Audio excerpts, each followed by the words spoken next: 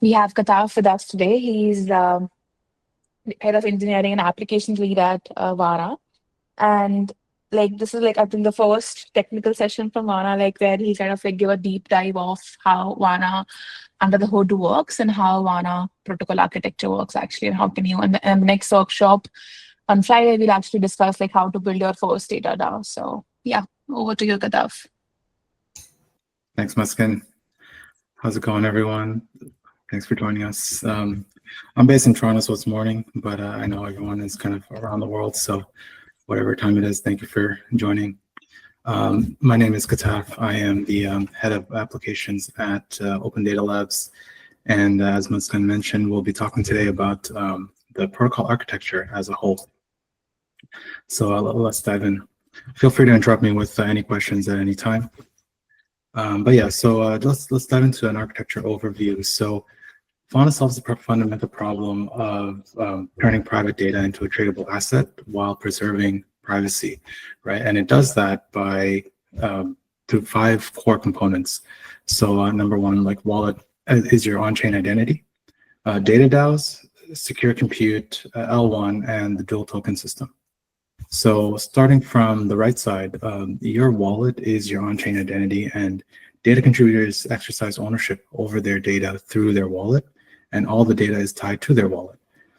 And moving on to data DAOs, these are decentralized data collectives that aggregate similar types of data. And then they do this by using our secure compute layer. And these are trusted execution environments that run proof of contribution, enforce on-chain permissions, and compute over private data while maintaining privacy. And then all of that is kind of recorded on-chain.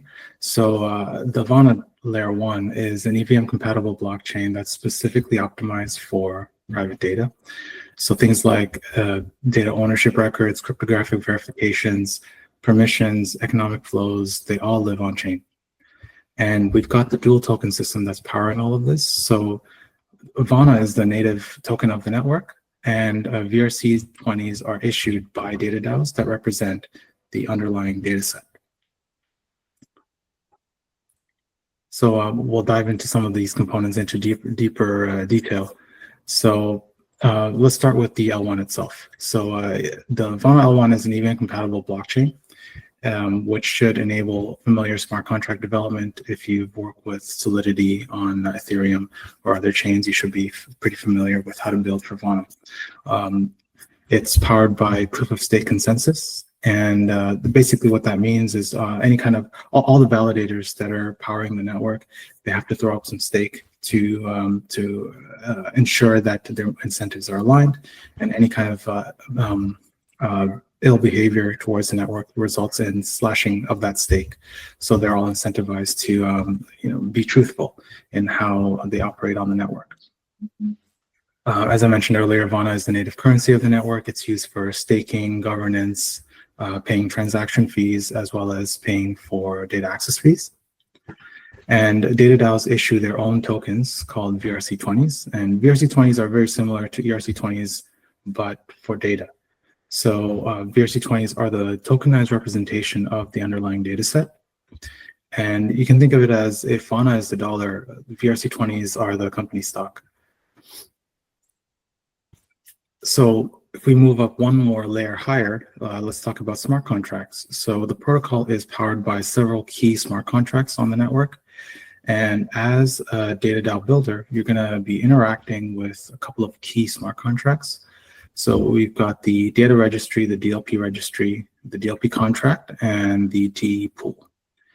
So if you're not familiar with smart contracts, they're basically like a server-side script that runs automatically when certain conditions are met. But instead of running on a centralized server, it runs on a decentralized network. And this allows us to build applications that are, in a trustless manner with transparency and reduced reliance on centralized authorities. So the Vana protocol operates through a couple of key smart contracts. So starting off with the data registry, this is the catalog of all the files added to the Vana network. So it merely stores pointers to where the encrypted data lives on-chain, off-chain. We don't actually store the data on-chain. And each data point is linked to cryptographic proofs that were generated by Vana's TEs and any permissions that the user granted to any third party, and pointers to the structured version of the data called refinements. So you can see that in the smart contract itself, it's just pointers that point to off-chain proofs, refinements, and the files itself. And the DLP registry is where DataDAOs or DLPs, they can permissionlessly register themselves and manage where their DLP contract lives. And the DLP contract keeps track of file submissions to the DLP, distributes rewards to users based on the results of the proof of contribution. And lastly, the TEE pool, which is the orchestrator of all of the secure compute that happens on the Vana network. So it kind of load balances proof of contribution jobs that DataDAO submit. And so, yeah, the L1 and smart contracts, they're permissionless infrastructure for building and maintaining DataDAOs. It provides the foundation, but the real magic happens in DataDAOs. So I won't go too deep into what DataDAOs are, but just as a brief intro, DataDAOs are collectively governed data sets. So decentralized data collectives, they aggregate specific types of data. And so you can think of it as like pools of fitness data or social media data, financial data, medical data. Yeah, Leslie, go ahead. Yeah, just like one thing, Kahtaf, like a lot of like folks here, like they don't come from like Web3. So can we really kind of like dumb down little things like what does a decentralized network means, like what does TE means, like that might do like new things for folks here. So yeah. Oh, perfect. Yeah. Yeah. No problem. I'll go into some of these more Web3 concepts in more detail then. Maybe I'll stop here for any kind of questions about some of the topics I've talked about already.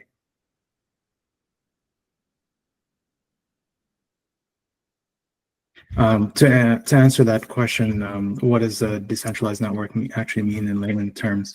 So think of it as if you're talking about Bitcoin, Ethereum, there is no one central party that runs the Bitcoin network, the Ethereum network. If there's no central bank, it's actually run by thousands and thousands of machines and computers all over the world that collectively decide that this is the next state of the blockchain.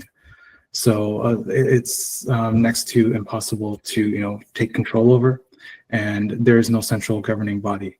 So that's what a decentralized network actually means. And Vana operates in the same way. There is no one central node that runs the protocol. It's run by several what's called L1 validators all over the world. Could I talk more about tokens and how they actually work, like a Vana VRC token? Yeah, for sure. So a VRC token, a VRC20, similar to an ERC20, is basically a smart contract that operates on the Vana network. So where Vana is the base currency of the network, it's used to pay like transaction fees, data access fees and stuff. So, VRC20s live one layer up above that, and it's a smart contract that that basically has a set of rules built into it, and it's treated as a token that you can trade, you can perform any kind of financial transactions on, but it's specifically tied to the data that's represented by the DataDAO. So a VRC20 represents the value of the underlying data set. So if you've got a DataDAO that's, let's just say the Reddit DataDAO, when you contribute to the Reddit DataDAO, they will issue something called RDAT, which is their VRC20. And this is the token that the data contributor gets back, and it represents ownership in the Reddit DataDAO, and you can the data contributor can use it to vote on data access policies and vote on what happens in the Reddit DataDAO, and so on and so forth. So it represents collective ownership within the data pool. So I'll move on there. So yeah, just to summarize, yeah, VRC20s is the tokenization of the underlying data set, and the rewards, it's distributed to data contributors based on the data quality. So after running proof of contribution, the data DAOs will know, like, oh, this data point is really valuable, or this data point is not that valuable, and will reward the user accordingly with the appropriate VRC20 token. So we've covered the L1, we've covered smart contracts and data DAOs. So now let's move on to secure compute. So how do you actually run compute over your data without ever seeing it? And that is a problem that TEEs, or trusted execution environments, solve. And TEEs provide like a hardware level memory encryption and isolation guarantees to help ensure that no one can see the data that's being operated on, not even the TE operator themselves. So the code runs exactly as it's written, with cryptographic proof that the data hasn't been tampered with, and this is called attestations. So anyone can verify that this machine, this trusted execution environment, is running this specific code, and it hasn't been altered with, it hasn't been tampered with, and the memory space that it's running in is encrypted. So even if I have physical access to the machine itself, I can't plug something in to see the data that's being operated on. And we use a network of these machines in the Vana network. And TEs themselves, they have various architectures. They're built in different ways. Here at Vana, we specifically use the Intel TDX architecture.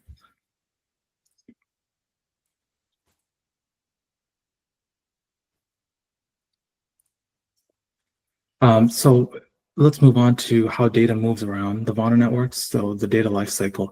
And there's really 4 key stages: contribution, validation, refinement, and data access.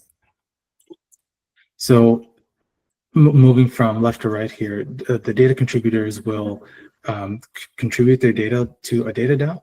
The data DAO will then validate that data point and write the cryptographic proof of that data point on chain. And they'll grant the appropriate permissions for that data. And then the data DAO will refine it. And what refinement means is basically taking an unstructured data point and turning it into a structured one. And this allows us to query the data. So imagine, I'll talk briefly about refinements in a bit, but at a high level, imagine having a Amazon GDPR export. It's just a zip file of CSVs, JSONs. It's very hard to query. Once it's refined, you can issue SQL queries against it. So that's what refinements are. And then on the other side, once this data is refined and available, you have data buyers like AI builders, machine learning engineers, companies that want access to certain data. They'll come and access that data. So contribution, validation, refinement, and access. So zooming in and focusing on the contribution stage. So your data source can come from anywhere, and we really specialize in private data. So your data source can be a GDPR export off of platforms like Reddit, Facebook, Instagram. They all offer a way to export data in bulk off of their platform. It can be an API request. So maybe you ask the user to sign into their Spotify account, and then once they've signed in, you can make API requests on their behalf to gather their Spotify information. It can be documents that they own. It can be various multimedia like pictures, images, videos, scraped content off of private websites. So by private, it means like beyond a login screen. So it can be scraped content once you've logged into your Facebook account, for example. So whatever your data source is, as a data DAO, it's your responsibility to guide the user to get that data appropriately. And then once they have that data, it's encrypted with their wallet and then uploaded to an off-chain storage. And we recommend that this off-chain storage be user-owned. So what that means is it would be more preferential to upload to the user's own Google Drive account or the user's own Dropbox account, as opposed to a centrally managed, a DLP managed S3 bucket or a DLP managed storage.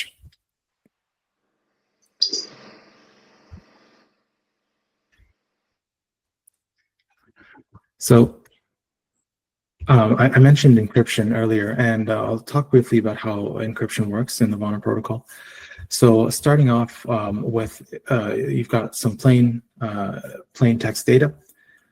We use something called symmetric encryption, and what that is basically you have one random string that will both encrypt and decrypt the data. And this string is generated by signing a message. So for what that means is that as a Web3 user, if you've got your wallet, a Web3 app can prompt you to sign a message. So for example, in your MetaMask, you can get a request from a Web3 app to sign a message, and this message can be anything. So in this example, it just says signature request, please sign 1, 2, 3, 4. That string, it can be anything. And then once you've signed it with your wallet, you just click a button and it generates a signature. And this signature is unique to both that string as well as the wallet itself. So if everyone here were to sign the same message, it would output something different. But if I sign the same message over and over again, it would output the same thing. So the result of that is a signature, and that is the key that we use to sign the file. I've got a question here. Do you need to know Web3 protocols to create DataDAO? At a very basic level. So by Web3 protocol, like signatures are something that's pretty like a basic to any kind of Web3 application. And actually if you've ever used any Web3 application, it'll ask you to sign in. And a lot of Web3 apps, they authenticate through signatures. That's how they know who you are. Because once you have the signature and the actual string that was used to generate the signature, you can determine the wallet address. And that's how many Web3 applications know who signed in just now, by asking you to sign a signature and getting the corresponding signature. Another question here is using private data fully legal? I won't go too deep into the legal aspects of it. I think we might have a session for that, separate session for that. I don't have a legal background, but we've designed the protocol to be to work with private data in a fully legal way. Next question: data anonymization, such as PII, PHI, relevant concept for this type of security. So I'll touch on data anonymization during the refinement step. I'll save that question for a little bit. Do you use TLS notary or hardware attestation on top of TLS, standard TLS? We don't use TLS notary on top of hardware attestation at the protocol level. So if you're speaking specifically about how RTEs attest, we've partnered with Fala. Fala is the provider of RTEs, and they've been in this game a long time, and they have something called Fala Cloud, where attestations are generated for us automatically. Clarify why it's better to have users keep their own data like Google Drive. So yeah, that's a great question, actually. So Vana is, if you've heard any pitch from anyone here at Vana, the words you'll probably hear are Vana is a network for user-owned data. And what it means for data to be user-owned is that the data is actually owned by the user. They should have control over it. We're not breaking down data barriers just to put that data in another barrier, right? So me personally, I would feel more comfortable knowing that I've uploaded my data to a DataDAO, and the actual raw data is sitting in my Google Drive that I can, have control over it at any time. I can delete it if I wanted to, versus if I uploaded it to a DataDAO's S3 bucket that I have no control over, and I kind of have to rely on the DataDAO themselves to delete that data for me. So that's why it might be better to offer user-owned storage. Yeah, that's the encryption flow. Basically using the signature as this encryption key, and this allows us to decrypt the file using that same signature. So when it comes time to decrypt, we can just prompt the user to sign the same message. They'll produce the same signature if they're signed in with the same wallet, and we can then symmetrically decrypt that file. And if we need to share the files with a trusted with a trusted party, what we can do is we can encrypt that symmetric encryption key with the trusted party's public key. And that way, it's a secure way of sharing that super secret encryption key with trusted parties. So going down the data lifecycle, moving on to the validation stage, I want to talk a bit more about proof of contribution. So proof of contribution is the framework for data integrity in Vana. It has 4 key components: authenticity, ownership, uniqueness, and quality. And so basically the point of proof of contribution is, okay, so you've got this encrypted data that's sitting in storage. How do you know if it's actually valuable, right? So this is where proof of contribution comes in. So the 4 categories: authenticity, is the data real and unmodified? Did someone edit it? Did someone generate it through AI? Ownership, so does the contributor actually own this data? Uniqueness, has this DataDAO seen this data before? Like, is the same user uploading the same data point 10 times to just get more and more tokens? And quality, like how valuable is this data for the DataDAO's purpose? If the DataDAO's collecting data for training an AI model, does that next data point really have a significant impact on how that model is trained? So to give you some real life examples, I'll talk about the ChatGPT DataDAO. So how they might prove the authenticity and ownership of a file is if the contributor exports a zip file and that has all of their chats in it from ChatGPT, they can submit this file, but also the link from the email that you get from OpenAI when your export is ready. And then during the proof of contribution step, we can compare the checksums. We can download the file from the link that was shared, and we can compare it to the checksum of the file that was uploaded by the user themselves. And how they might solve for uniqueness is using something called fingerprinting. So we can generate something called feature vectors, which is basically a way to represent files as a string. And if a small data point in that file changed, let's just say you changed your name, for example, in a 1 megabyte text file, the files are more or less similar, but the fingerprint itself will change slightly. It's different than a hash. When even 1 byte changes in the file, the hash changes completely. So a fingerprint is a way to represent, like, capture changes within files, and we can load this up in a vector store and see how similar each file is. So that way, if people are tweaking just small bits of it, we have some guarantees that maybe we've seen this file before. And quality. So the ChatGPT DLP might assess quality by taking sample conversations from their chat and evaluating it with another LLM. So for the purposes of training an LLM, how valuable is this chat? Maybe it returns a score from 0 to 10 in terms of quality. And those are some real life examples of how proof of contribution might work. And of course, it's very different based on the kind of data that you're trying to validate. So there is no one general proof of contribution that'll fit all types of data.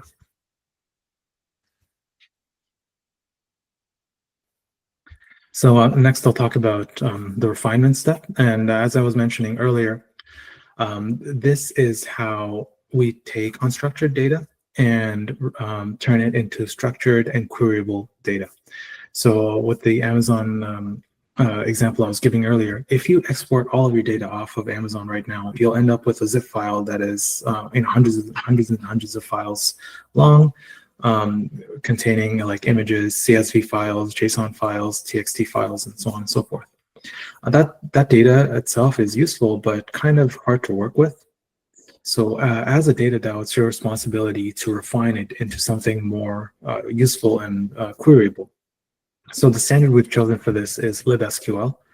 libSQL is a modern fork of SQLite, and we're basically going to be transforming all of that raw data into an SQLite data point so that we can issue queries against it. So imagine being able to issue a SQL query like select star from orders where price is greater than 10 to give back some of the more expensive orders.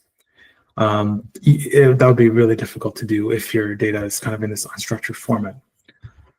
There was a question earlier about PII, and during the refinement step, you as a DataDAO can decide, is there any PII in here that's really sensitive that you might not want to include in your final refined form. So let's just say you've got a zip file of social security numbers. Maybe you want to just include the last 3 digits or the first 3 digits of the social security number.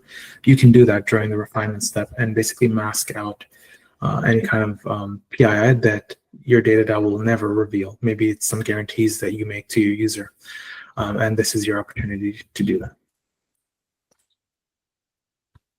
So let's talk about the refinement in a bit more detail. So DLPs are responsible for building a Docker image that gives us instructions on how to transform this this raw data into structured data. Similar to proof of contribution, it's basically instructions for how to validate your data. Refinements is instructions on how to structure your data. And the way this works in Vana is for both proof of contribution and refinement, we ask that DataDAOs build a Dockerized image that'll run on our secure compute environment. So we've got templates for both the proof of contribution as well as refinement, where you can basically get started using Python to give us instructions on how to transform your data and work with your data. We've got services called the refinement service. You can self-host this, or you can use our hosted version that will take this Docker image and it will take the encrypted data, decrypt it, and run it through your Docker image and output a refined data set. And as a precursor to running the actual refinement, you have to register your schema on chain. So what this means is that you as a DataDAO, maybe you are building the Reddit DataDAO, you've got a schema that defines all of the tables in your DataDAO. So maybe specifically for Reddit, you've got tables for posts, you've got tables for users, for comments, things like that. We ask that you publish the schema on chain so any kind of data buyers can trustlessly see that this is what your DataDAO collects, and this is the format that it's in. And then once you've got the refiners set up, a new data point comes in. We run your refinement Docker image. We generate the refined SQL data point, encrypt it, and then it's added to the data registry as a refinement. And then I'll talk a bit more about data access, which is the last part of the data lifecycle in the data access workshop that's happening in a few weeks, where we'll talk about how this data is aggregated. We'll talk about how to run a compute against this aggregated data, how to price your data sets, so on and so forth. So I've got a question here. Can there be hierarchies within DataDAO, like polymorphic root with more specific leaves? I don't quite understand that question, Gary. Would you mind explaining that a bit further? Yeah, hi. So basically what I'm trying to find out is, like, you have these classes, right? Data classes where you say, like, preferences, right? There might be a DataDAO for my preferences, but then I have specific preferences for travel and maybe specific preference for foods and So would there be like, do you envision different DAOs for travel and food, or is it just my preference? Because eventually I might be interested in looking holistically as a human being's preference rather than, and there may be some correlation. So do you have that in mind? Oh, that's a great question. So the way I understand your question is, should we have different data DAOs for different kinds of data? And my rule of thumb for that is, can the underlying token, can the underlying VRC20 token accurately represent the data that is being collected by this data DAO? So if you've got a data DAO that collects data from 5 different sources, let's just say Netflix, GitHub, Reddit, so on and so forth, in the category of social media. Sorry, not Netflix, but like Instagram, Snapchat, so on and so forth, in the category of social media. It's the social media data DAO. But however, Reddit, Snapchat, Facebook, these are all very different data sets, and it might not be accurately represented by a single VRC20 token. In that case, it would be better to split those up into 5 different data DAOs, the Snapchat data DAO, the Reddit data DAO. I have a follow-up question then. Yeah. And that is, so if let's say that there are all of these different data DAOs, is there a concept of creating a collection of the data from those data DAOs for some higher order wisdom? Yeah, so I think what you're asking is, will you have the opportunity or the ability to kind of query all of this data that all the data DAOs are collecting in a way that you can draw insights from other data DAOs as well? Yeah. And that is, yeah, definitely. So the reason that we refine this data and put it all in a common format is so that not only that we can issue SQL statements to a single data DAO, but across data DAOs as well. In the future, in the very near future, we're going to enable the ability to run queries across various data DAOs. And you can imagine being able to run a query like, give me all of the sleep patterns for everyone that listens to punk rock music. Because maybe you're trying to do some analysis on your music preferences, on how it affects your sleeping habits. And that's definitely possible, going to be possible. And that would be on the consumer side, the AI side of things. Exactly, yeah, exactly. Thank you. Perfect. I've got another question here. Will Vana help us learn this proof of contribution, or is this something that as a future data DAO creator we'll have to learn to do? And the second question, refinements is a service we can work with on Vana, if understood correctly. So that first question, will Vana help us learn proof of contribution? Definitely. We've got a lot of channels for you as builders to reach out to us on. So our primary channel is the Vana Builder Discord, where you can drop any questions. I'm also happy to take any questions right now about proof of contribution specifically. Yeah, if there's anything that was unclear about what proof of contribution is or how it might work for your specific data set, yeah, do let me know. But yeah, you can always reach out in the Builder Discord to learn more. And refinement is a service we can work with on Vana. Yeah, so the refinement service is something that we've open sourced. You as a data DAO builder can choose to host it yourself, but you can also use our Vana's hosted version as well. And basically what the refinement service does is takes your refinement Docker image and runs it against every single data point that your data DAO ingests.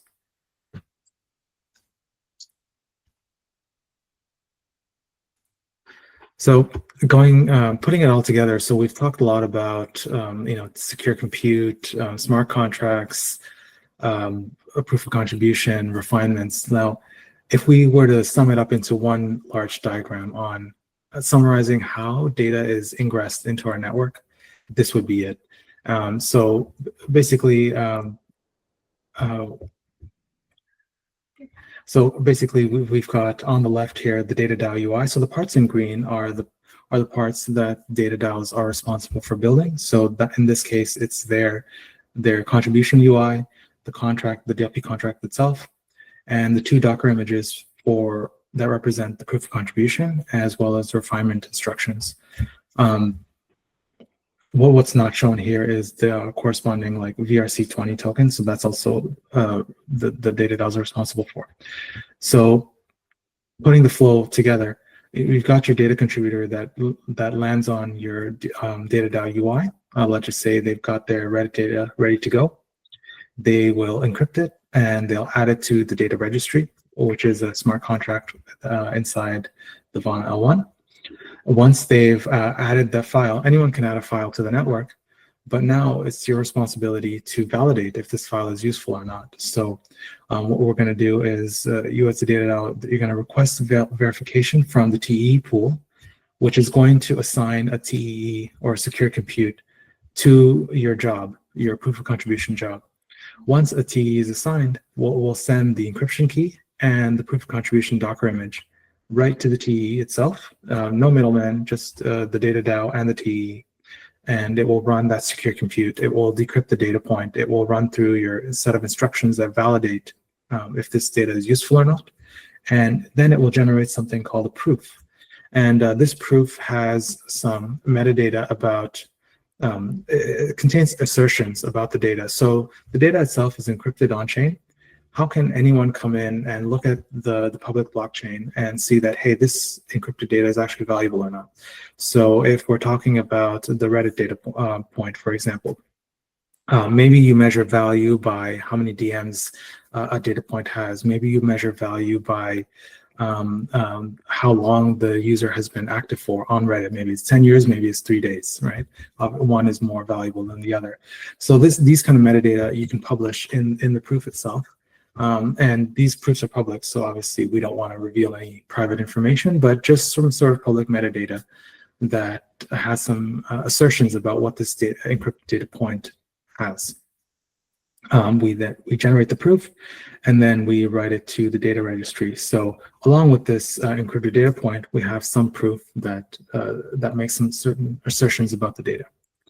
And then going on to the refinement stage, in a similar way, we send the encryption key and the refinement Docker image to the TE, and it basically transforms that raw data into a SQLite format and encrypts it, and then also adds that on-chain, adds a pointer to that on-chain.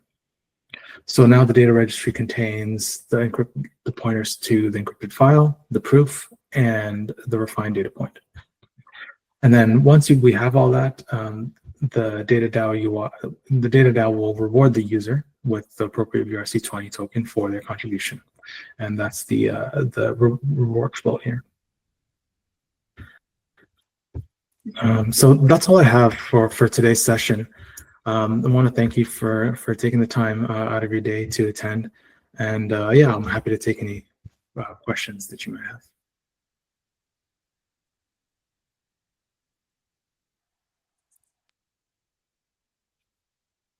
Thanks, Kahtaf. Any questions, guys? I know this is a lot. It's not that simple to explain, like Vana's architecture. It's like they're kind of an intersection at both crypto and AI, and that's a lot going on. So yeah, just like I think ask all the questions you have about proof of contribution, TEEs, how data storage works, like whatever questions you have, like we're here to answer. If not here, like just like bring your questions on Discord as well. Like Kahtaf and team will be there to actually like help you out there. So yeah. But yeah, we still have 20 minutes if you have any questions. Muskan, there is a question in the chat. Yes. Kahtaf, you want to take it? You're on mute. Oh, sorry. A quick run through of data validation considerations for the ChatGPT DataDAO. Can you give an example of data validation, query attestation, quality attestation in the context of another existing DataDAO like Reddit? Yeah, for sure. Great question. So I'll go back to proof of contribution. The four metrics being authenticity, ownership, uniqueness, and quality. And I'll talk about how the Reddit DataDAO might do it. So authenticity and ownership, the way I recall the Reddit DataDAO doing it is we asked them to, like the data contributor, we asked them to make an edit to their profile. We generated a 6-digit PIN, and we said, hey, go put this on your profile.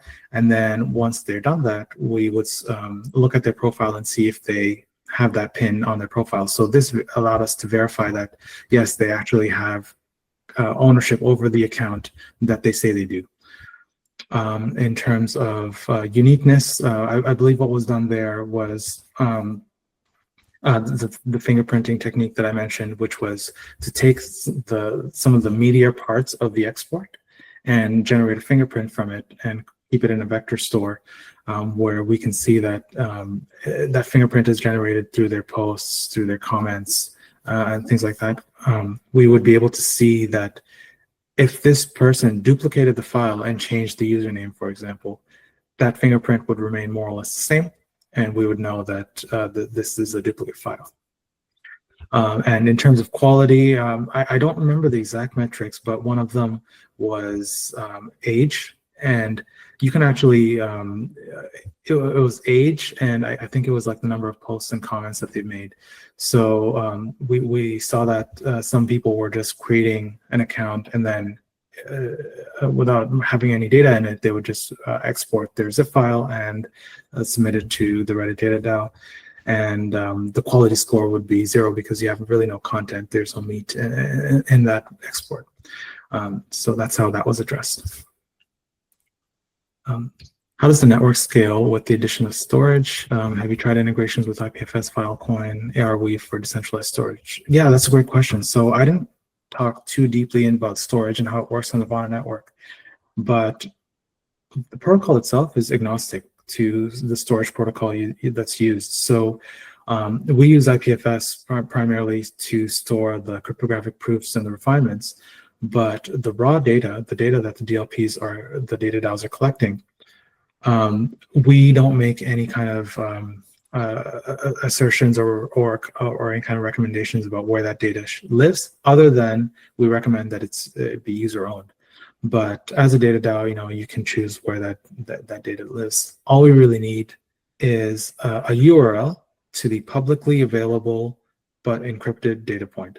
So if that's on IPFS, if that's on Filecoin, if that's on an S3 bucket, that's the DataDAO's prerogative. Yeah. Can you explain the whole topic in brief? Omer, can you explain? Sorry, can you clarify the topic that you're speaking about here?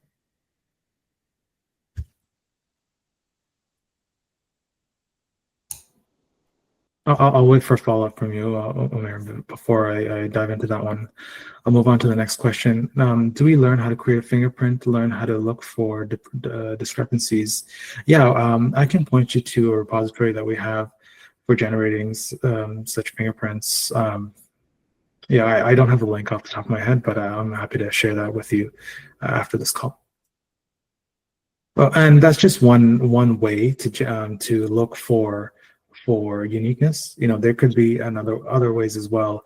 You as a DataDAO, maybe you take a hash of certain properties within the file, maybe the username, that if we're talking about Reddit, for example, it doesn't necessarily have to be a fingerprint. Maybe it could be a combination of the username, the checksum of the file when the user joined, a combination of a couple of key properties, and then maybe you take a hash of that, and that can serve as the fingerprint. Non-techie, so hoping we can understand. Yeah, definitely.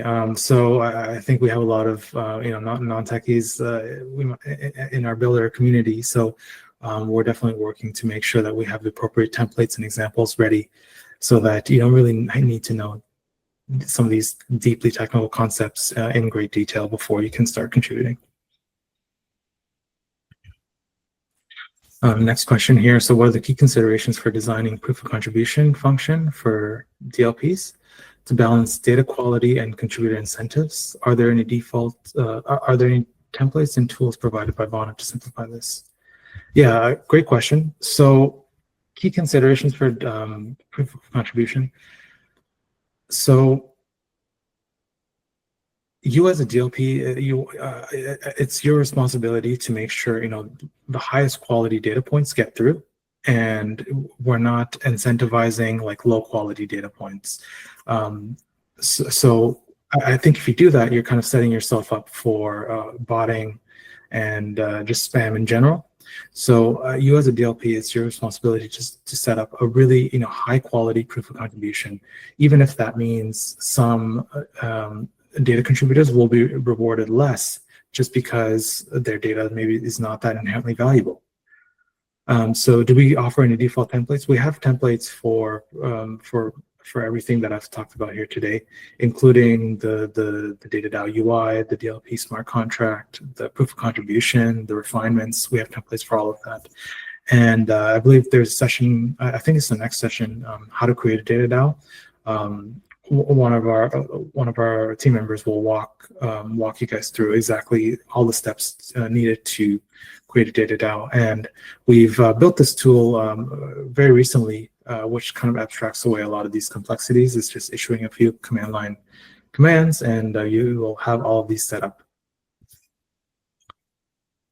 I see Nissan's hand raised. Nissan, go ahead. Hi, I just want to bring back something Art said yesterday about talking to AI builders, and I'm part of Build Club as well, one of the representatives in Brisbane. A lot of the questions people are asking is like, how do you get this data, and how do you think about manipulating it? There's this concept in data science called data wrangling. You do not have to be technical to understand how to take some data and manipulate it to what you want, but you probably need to talk to the more technical folks about what you're getting from these data exports, because this is private data, and how to transform it into what you want. So one step I would say is like, if you're a little confused about the private data that you're trying to consume and how to get it to the state you need it to be, maybe talk to one of these AI builders in that club about what's a way to like change that up, and maybe partner with them if they're not here in the academy to ask them to join you in the academy. Yeah, definitely. Thanks, Nissan. I'll move on to the next question here. How does the file URL management work as the data on the user side if it gets updated continuously? So yeah, that's a fantastic question. So every contribution is a new file in the network, and you as a DataDAO can decide how you want to treat updates to the same file or contributions from the same user to your DataDAO. So you might be building a DataDAO for streaming IoT data, and these kind of DataDAOs, they will submit data from the same user multiple times, maybe even multiple times a day. You as a DataDAO should be responsible for figuring out if you want to just capture the delta between every submission, or if you want to write the entire file on chain. Just whatever is most valuable to your DataDAO. If you're talking about the Instagram DataDAO, where you just collect like GDPR exports from Instagram, maybe like 90% of the data won't change between submissions, but maybe 10% of the data will, just because the user has had more comments, they've posted more to Instagram. But that GDPR export still has all of the data from day one. So maybe in subsequent submissions, you don't include the old data that you've already seen before. And that's really up to you on how you want to handle updates between, updates of the data. Next question, say the data contributor has their data on Google Drive. Is that copy of the data kept within a DataDAO? Maybe kept within on AWS. So we recommend that no. DLPs and DataDAOs should not make a copy of the data, and this is primarily due to, of course, privacy concerns, but also that makes DataDAOs a data processor under GDPR laws. So we're trying to do everything we can to make sure that data is being handled in a way that's decentralized and secure, and we offer all of that infrastructure so that DataDAOs don't need to worry about it. And we recommend that, it's highly recommended actually that you shouldn't make a copy of the data, and that if you need access to the data itself, you go through the data access channels, which we'll talk about in a subsequent workshop. No problem. I think we've got a few minutes left still. If there's any more questions, I'm happy to take them. I guess that's all the questions that we had. Oh, there's another one. Oh, just got another one. key considerations for proof of contribution function. Can you revisit this? Sam, was there a particular topic or idea that you'd like me to revisit about proof of contributions? Dynamic pricing. Sure. So I think what you're referring to there is how do we figure out if two users submit different data points, how do we figure out what to incentivize them with? Like, how do we reward them appropriately? So in the proof of contribution function, everything, it boils down to the 4 scores of authenticity, ownership, uniqueness, and quality. Each score ranges from 0 to 1. And then we've got a final overall score of 0 to 1 that represent that data point, that file. And in your DLP contract, we take that score and we multiply it by some multiplier that you pick, and that is how many tokens to reward the user. So to give an example of that, if in the Reddit DataDAO you've got a brand new user that submits low quality data, maybe their score in the 4 categories is like very low, 0.1, 0.2, and then their final score, which is again a formula that you as a DataDAO builder decide, is very low, like 0.1. You take that score and then you take that multiplier that you decide as well to turn that into number of tokens. So maybe 0.1 times multiplier results in like 1 RDAT token. Whereas if you take a high quality file that received a score of 1, you multiply by that same multiplier, and that results in 10 RDAT tokens. So that's the template that we have for dynamic pricing. But of course, if your use case is way more custom, you're free to modify that yourself. Do DataDAOs get incentives from Vana for data collection, like double XP? I think what you're asking is the DataDAO reward system.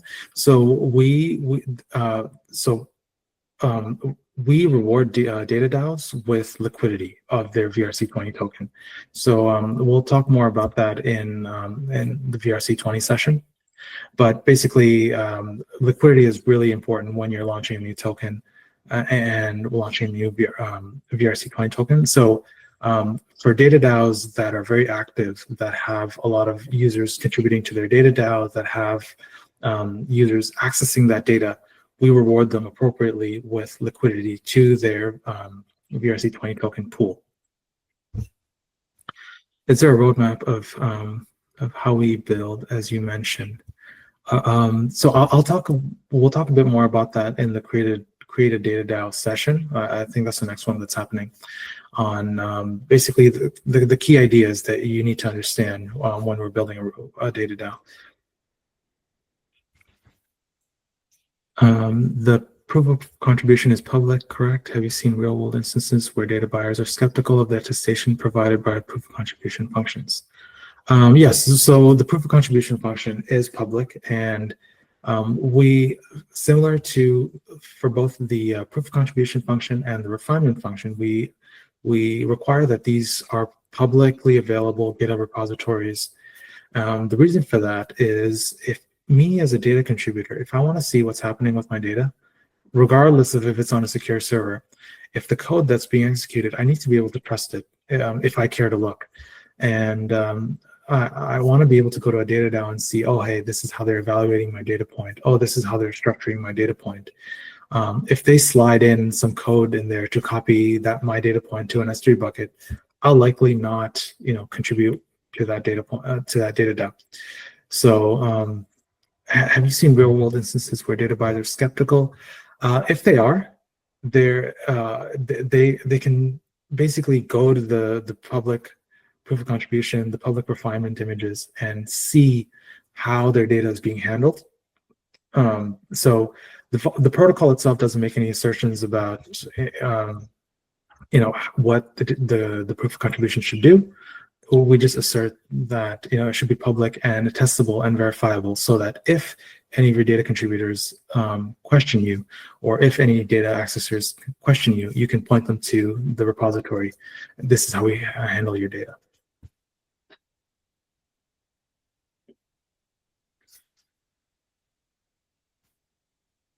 No worries, no worries. VRC 2015. Oh, go ahead.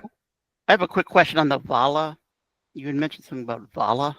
Vala, yeah, the Vala network. Go ahead. Is that something I can Google or? Yeah, I'll drop their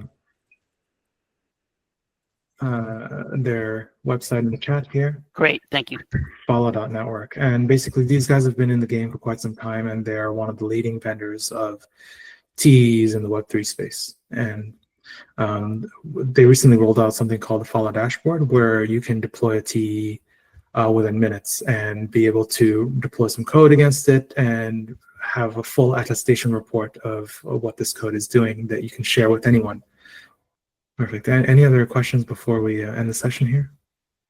I think that's it, Kahtaf. Yeah. Perfect. Well, I want to thank everyone for attending their session, taking some time out of your day to learn a bit more about the protocol and the architecture. As always, I'm available in the Builder Discord. Feel free to reach out to me there. Cool. Thank you so much, Kahtaf. Thanks, everybody. Thanks for joining. All right, bye. Thank you. Bye-bye.